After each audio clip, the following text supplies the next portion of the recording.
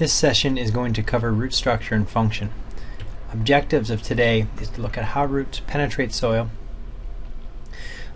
understand gravitropism, or the downward growth of roots within the soil, water and mineral intake through conduction, storage of materials within the tree and the root system, branching of the roots, and anchorage and support. This is a microscope image of a root, the tip of a root. And you'll notice at the base we have a root cap. And this root cap area you can see is pointed and it has a different cellular structure than the remainder of the root. So this area within here is the root cap. It is designed for penetration through the soil and acts as padding or like a helmet for the root system itself. The roots are pushing against the soil, meaning they are under a lot of strain and abrasion by growing against soil, so that helps to protect the delicate root structure which is behind it, and right in this back area the apical meristem, which is the growing point where cells divide for the root system. So this root cap helps to penetrate through the soil. Next is the zone of cell division. So this is where new cells are created, like I just said, of the apical meristem in this area right at the tip. And we're talking a very tiny part of the root system is where division occurs, but it's just inside the root cap. Beyond that, we have the zone of elongation for cell expansion. So at this point the cells have been created through cell division down at the base, just beyond the root cap. Back in the zone of cell elongation, the cells themselves are expanding and growing. Cell division occurs at this point. It's just the cells are stretching and growing, and because of that there is movement as the roots grow. Beyond the cell of elongation is the zone of maturation, so where cell differentiation has taken place. So at this point cells have differentiated. What that means is that they are set now. There is no more expansion or movement. They are kind of hardened in place, if you will. So the cellular growth at this point stops. Within this area of zone of maturation now, which is what we're looking at right up in this area and further up, we have the protoderm, which is located along the outside. It's kind of the outer edge, if you will, and it gives rise to the epidermis on the inside. So it's that outer rind or edge of the root system that nutrients first must pass through in order to get into the xylem and phloem of the root. Next we have the ground meristem, and that is a layer of cells made of parenchyma cells just outside of the cortex. The parenchyma cells are living tissue, so that's a key thing to remember, is that the ground meristem is made of living cells just outside of what we call the cortex, which is the next kind of protective layer, if you will. Finally we get into the provascular, which is the central part of the tree, or the root in here. And the provascular is a protective barrier around where the xylem and the phloem and the pith of that root is.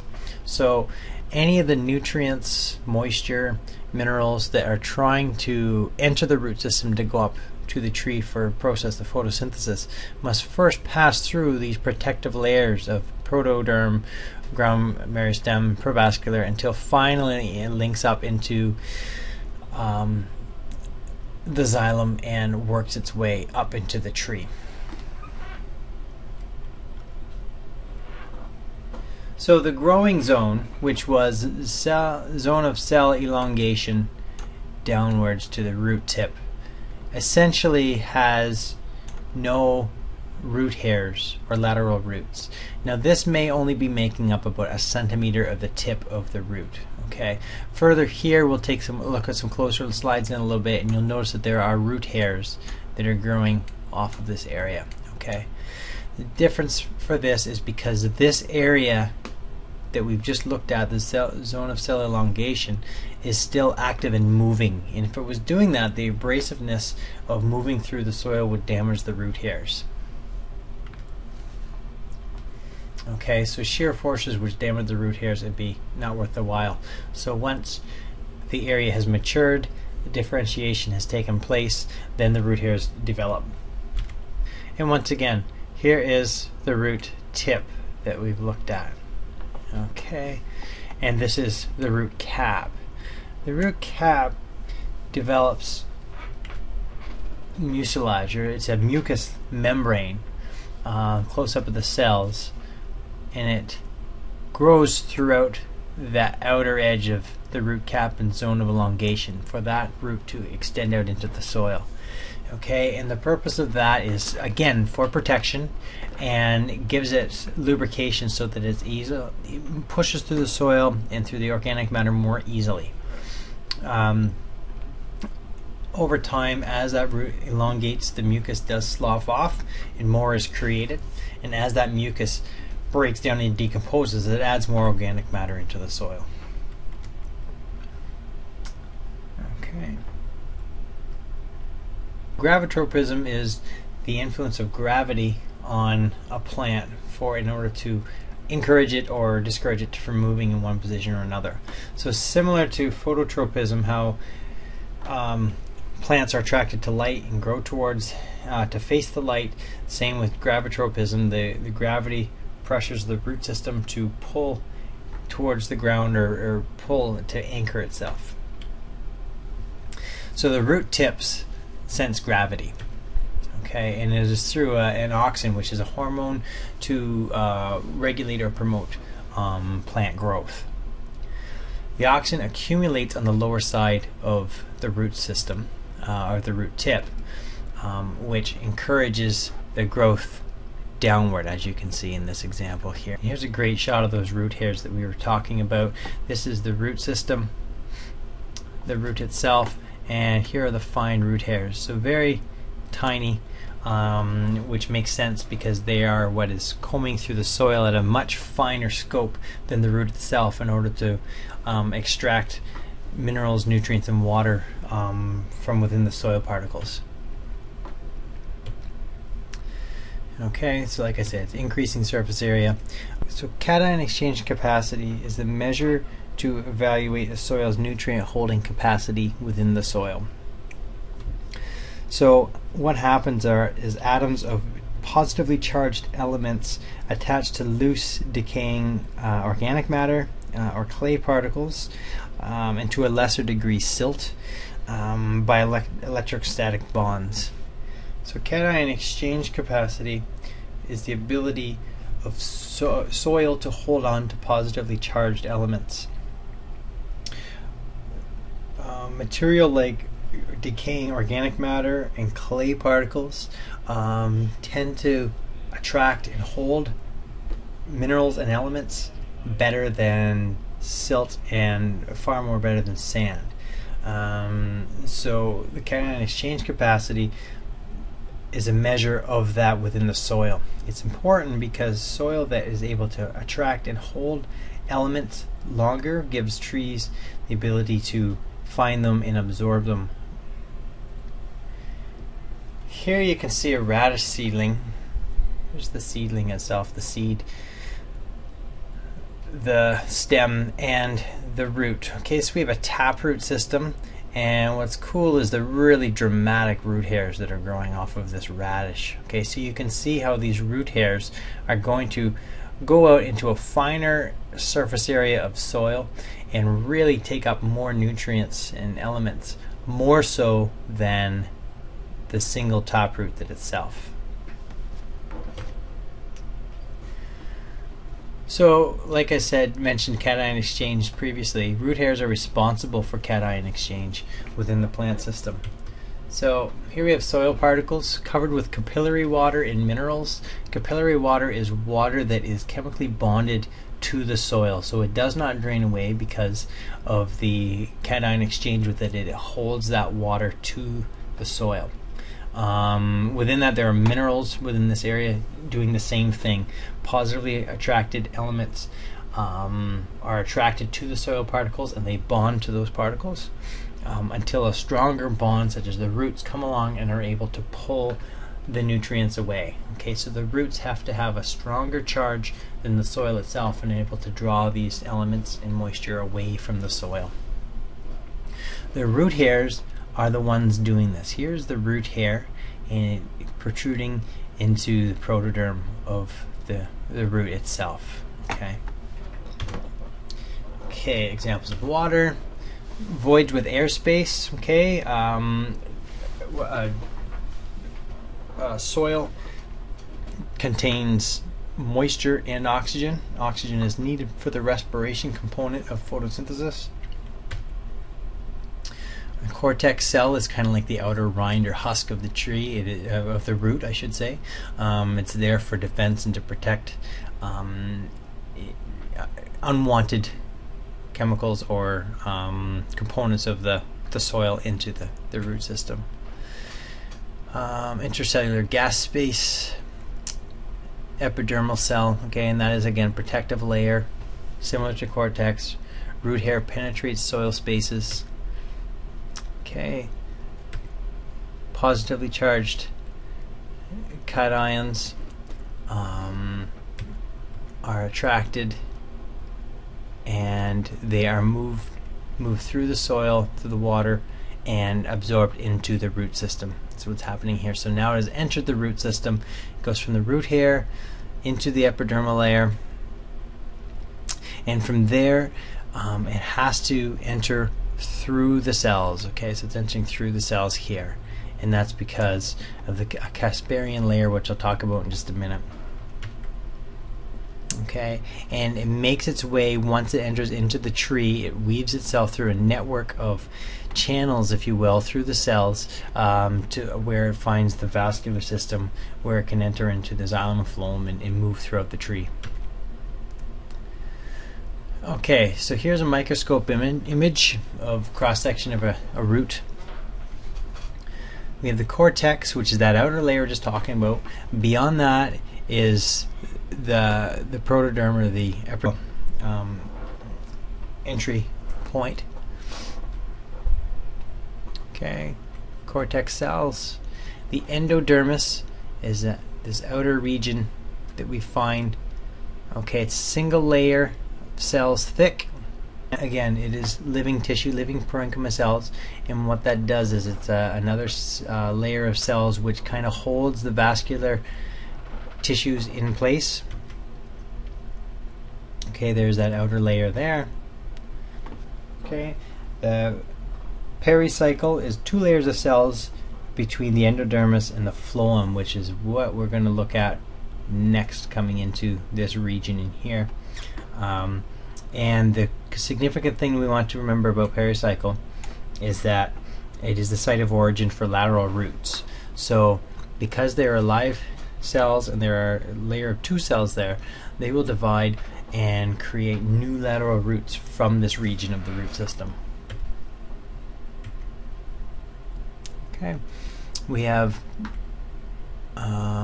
primary and secondary xylem within here, and the phloem areas, which is the large red would be the xylem, the green areas being the phloem. Okay, throughout here. Okay, and that is where the final outcome is for the nutrients to enter through all of these cells, find their ways through until they enter into this vascular bundle region, and that is when the nutrients can be transported up into the tree. So this is the path of water, for instance, the route that it would take until it reaches its way into the vascular system of the tree. Okay, so the root through osmosis, water through osmosis enters through the root hair and into the root itself through the epidermis. Then weaves its way through the cells of the cortex and comes up to the endodermis. Okay, once it does this, it enters through Casparian strips, which are like protective guard cells that are only allow and restrict what nutrients and elements can enter through into this vascular system. Okay, so this is like a protective layer that is used for the nutrients in water to enter into the vascular system. In this vascular system, you will know as xylem and phloem. the red being the xylem areas, this area right in here being phloem, okay, responsible for the uptake and return of nutrients and sugars.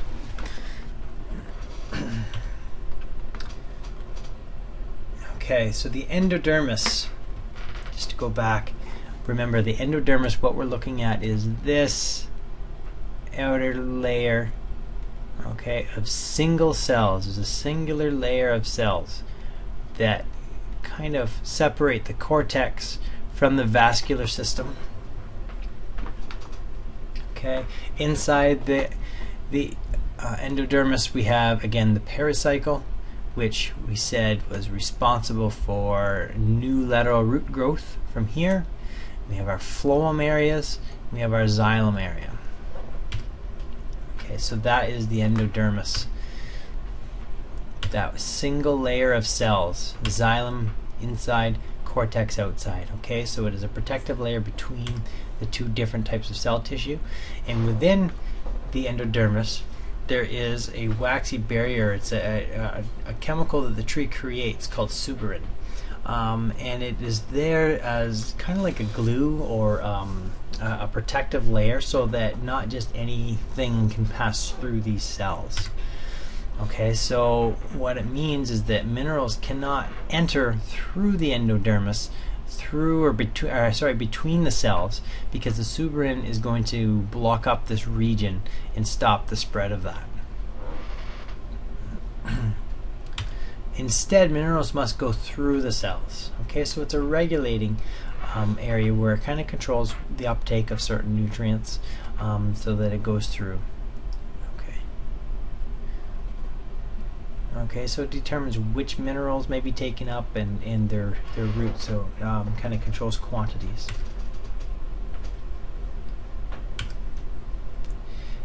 Now, what is the paracycle doing here?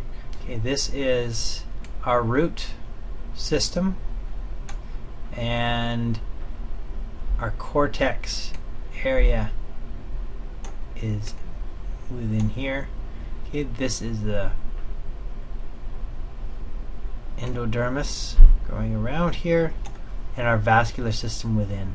Okay, this paracycle here is starting to grow and expand, and you'll notice this pointed tip down here.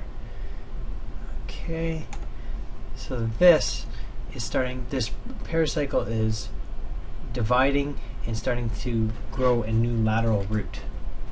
Okay, there's our root cap, zone of cell division, so it is starting to explode and grow out a new root from the existing. Okay, so we're growing out through the cortex. Okay, there's another example of several roots growing and initiating from the paracycle. Okay, roots are always active as long as the ground is not frozen. Okay, once the ground freezes completely, then the roots will become dormant, but root systems stay active long after the tree has gone dormant. So even into October, November, the cold, right up until it freezes, and usually becoming active again in March once the ground starts to thaw, roots are active, constantly moving, changing, dividing, and creating new root systems. Okay, and just notice the connection to the ridges of xylem. Okay, so there's our xylem, ridges of xylem right here. Okay, same right down here, ridges of xylem. Okay, because that is the link to the rest of the tree. Okay, and this one, in shrubs like this tea plant, the root system is more of a taproot than a fibrous root. And taproots, it will depend on where the species, the soil, the site that they are growing on. But many specimens start out through germination by establishing a taproot to grow down and get established. But over time, generally the fibrous root system will stretch out across the surface of the soil, because that is where the majority of absorbing roots will be. Okay, and of course this is site specific. In this case, so with tea plants, they are famous for a very, very prominent taproot. Notice the diameter of this taproot compared to this man's incredibly white pants.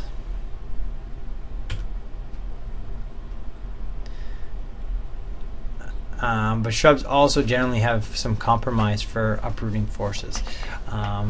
Okay, so what that means is that the taproot, that is the point for to prevent it from uprooting, because he's giving it anchorage.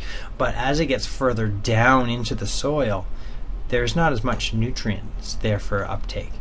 Okay, so the nutrients are more rich along that A horizon in the soil. So the roots generally grow out, which of course isn't going to give as much support. So plants, as long as the soil allows it, meaning it's not on bedrock, there's going to be some kind of maybe a taproot or striker roots, which are similar roots just growing down off of lateral branches in order to provide anchorage for that soil. Sorry, for that root. In other cases, or especially in tropical soils, because of the amount of rainfall that occurs, tropical soils are typically very nutrient poor. Okay, so they often get leached and washed away, meaning trees have to really struggle in order to find nutrients and elements that they need. So for this reason, roots typically grow along the surface. Okay, so there's no taproot in this case. There are no roots going deep into the ground because there is no nutrient content there. So these roots, in this case, you can see these large fissured roots, like so, grow along the surface of the ground, and they have to keep the tree upright because there is not very good anchorage in tropical grounds because of the nutrient content. So these large buttress roots form, and you can see how fissured or grooved they are. People can stand in here like this, and they're very there's quite a lot of space, and they're very narrow roots.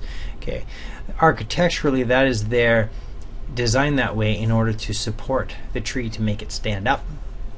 It also helps if there's any sedimentation or erosion, helps to trap minerals within those roots in order to kind of build up some mineral content to hopefully hold more nutrients. Okay, very tall, narrow roots. And the cool thing is, in nature, we have these fissured, thin, tall roots, buttress roots, which has had influence on architectural design over history as well. So here is an example of a cathedral in Europe, and you can see these outcrops in the walls were inspired by buttress roots of trees. Okay, architects early on noticed that, wow, trees use these buttress roots in order to support themselves, so we'll build supports like this for our buildings, and it has been used throughout history. Okay, prop roots are roots that are above surface, and there's been some theories as to why this occurs. Often it has to do with moisture and because of growing on wet sites, but more so these prop roots are used to support the main stem. Okay, here we have screw pine, which is a tree, of course, you're not going to find in Lindsay area, but a more local crop, if you wanted to visualize this, would be a corn. Okay, so any corn growing in the field also will have prop roots, and the main function here is in order to hold the tree up, so to give the stem further support. Prop roots are established to kind of widen the base, acting similar to buttress roots. Okay, and again, there it is in architecture. We have the same idea, prop roots holding up this building. Okay, same thing over here, prop roots. That's where the design was influenced. Architects noticed that in nature this works. Let's apply it to our architecture. And the black mangrove. Okay, this is an interesting one as well. One of the few trees that will grow, it's submerged in water. So here's its root system below ground in the water, and growing right on the shoreline. So its ability is that it can grow where many other trees can't. Now roots growing underwater like this are deprived of oxygen. Okay, that oxygen is replaced by more water, so that will affect growth. So they do have the advantage of tides, where the tides are high and low, but there's still periodic flooding throughout the day. So there are these spongy roots called pneumatophores. And what happens, you can see this is at low tide. Okay, the water is out, but still, even when the water is in, there's these woody knuckles. Okay, and that's about what they look like, is knuckles, or what some people would call knees, and they would stick up above the water. So in this drawing, this is what's happening. We have our main stem, a lateral root. Okay, we are anchored down, and this gray area is below the water. Okay, so this all occurs underwater in the soil where it's anchored, and then we have these pneumatophores which protrude above the water line, and they're like a spongy, soft but woody material, and that has the sole purpose of just providing more oxygen. Okay, so it's kind of like a snorkel for the tree. As they're underwater, the snorkel that comes up from the root system in order to exchange gases better and not be so deprived of oxygen because of the amount of water.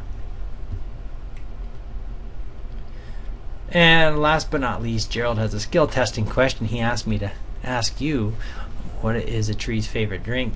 The answer, of course, by this wise old wooden man is root beer. Thanks for that, Gerald.